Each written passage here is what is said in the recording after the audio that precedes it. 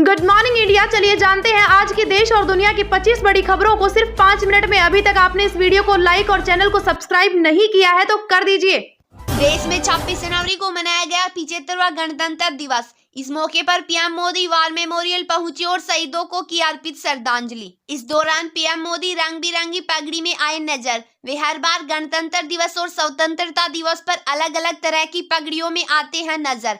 इस बार जो पगड़ी पीएम ने पहनी है वह बांधनी प्रिंट की है, जो राजस्थान में काफी लोकप्रिय है। 75वें गणतंत्र दिवस पर राष्ट्रपति द्रौपदी मुर्मू पारंपरिक बग्गी में बैठकर राष्ट्रपति भवन से कर्तव्य पथ पर पहुंची। 40 साल बाद कोई राष्ट्रपति इस बग्गी में बैठा है। चीफ गेस्ट फ्रांस के राष्ट्रपति इमैनुअल मैक्रोन भी इस बग्गी में थे सवार। यह बग्गी पाकिस्तान से टॉस जीतकर भारत को मिली थी। 1950 में पहले गणतंत्र दिवस पर इस बग्गी का इस्तेमाल किया गया था। तब देश के प्रथम राष्ट्रपति डॉक्टर राजेंद्र प्रसाद इस बग्गी में बैठे थे। 1984 तक यह परंपरा जारी रही। पूर्व प्रधानमंत्री इंदिरा गांधी की हत्या के बाद इस बग्गी की जगह हाई सिक्योरिटी वाली कार ने ले लिया। 26 जनवरी को पंजाब के अमृतसर स्थित अटारी वाघा सीमा पर आयोजित हुआ बीटिंग रिट्रीट समारोह है।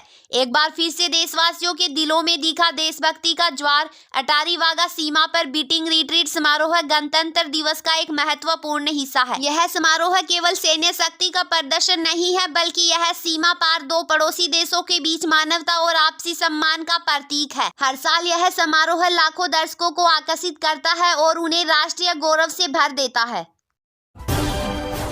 ज्ञानवापी में था बड़ा हिंदू मंदिर, तहखाने में मिली मूर्तियां। ज्ञानवापी की एएसआई सर्वे की रिपोर्ट देर रात सार्वजनिक हो गई। इस रिपोर्ट के मुताबिक परिसर के अंदर भगवान विष्णु, गणेश और शिवलिंग की मूर्ति मिली है। पूरे परिसर को मंदिर के स्ट्रक्चर पर खड़ा बताते हुए 34 साक्ष्य का जिक्र किया गया है। मस्जिद परिसर के अंदर महामुक्ति मंडप नाम का एक शिलापट भी मिला है।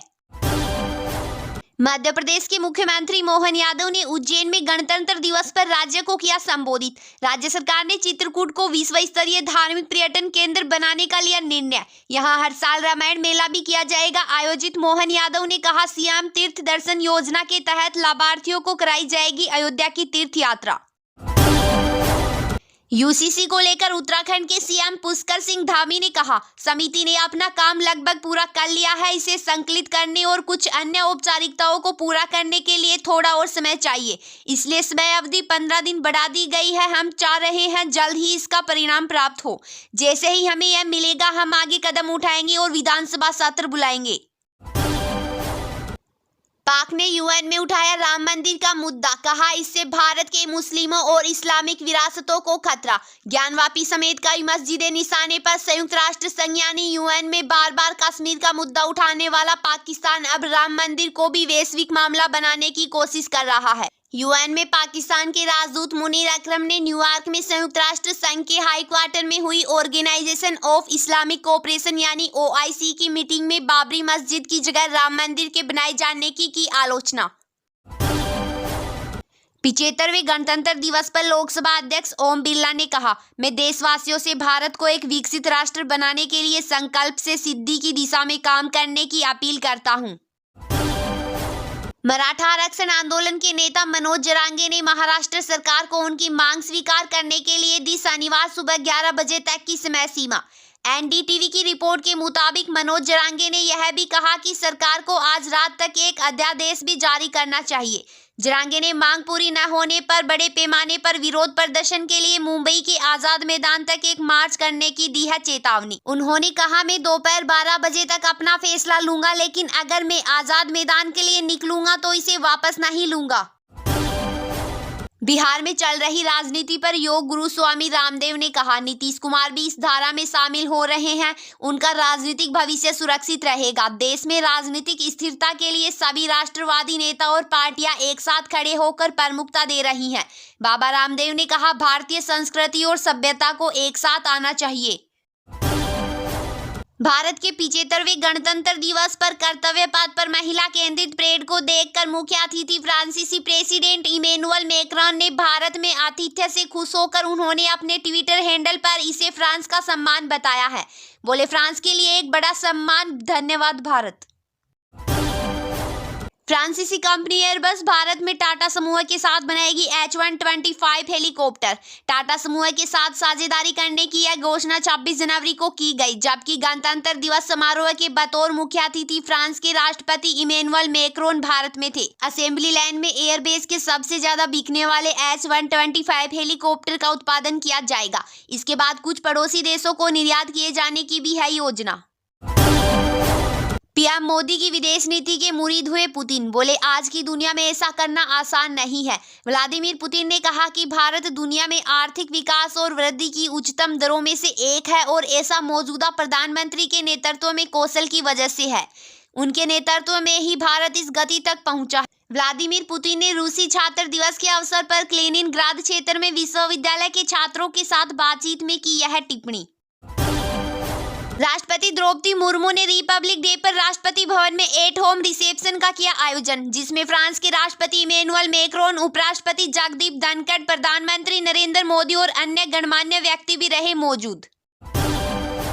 2 दिन की राजकीय दौरे पर भारत आए फ्रांस के राष्ट्रपति इमैनुअल मैक्रोन रात को सूफी संत हजरत निजामुद्दीन औलिया की दरगाह पहुंचे। स्वदेश वापसी से पहले उनका भारत में आखिरी कार्यक्रम था। मैक्रोन यहां रात 9:45 पर पहुंचे और आधे घंटे से ज्यादा समय तक वहां रहे। इस दौरान उन्होंने सूफी संत की मजार पर फूल चढ़ाए और कव्वाली सुनी। खादिमों ने मैक्रोन की दस्तारबंदी भी की। राष्ट्रपति मैक्रोन 75वें गणतंत्र दिवस समारोह के मुख्य अतिथि थे।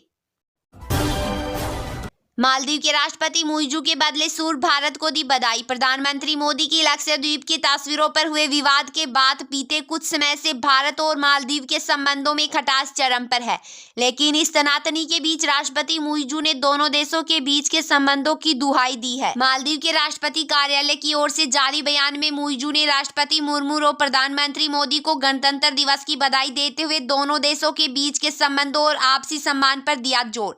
कहा कि मालदीव और भारत की दोस्ती सदियों पुरानी है। जंग के बीच आया इंटरनेशनल कोर्ट का फैसला। इजराइल को गाजा में नरसंहार रोकने का आदेश दिया 1 महीने का वक्त। इजराइल और हमास के बीच जारी युद्ध के दौरान अंतर्राष्ट्रीय न्यायालय ने एक महत्वपूर्ण आदेश दिया है। वर्ल्ड कोर्ट ने इजराइल से कहा कि वह गाजा पट्टी में अपने हमले में हुई मौतों और नुकसान का पूरा हवाला दे और किसी भी तरह की गंभीर चोट या नुकसान को रोके। कर्तव्य पथ पर दिखे अयोध्या के रामलला। 75वें गणतंत्र दिवस पर कर्तव्य पथ पर दिखी 16 राज्यों, केंद्र शासित प्रदेशों और 9 मंत्रालयों की झांकियां।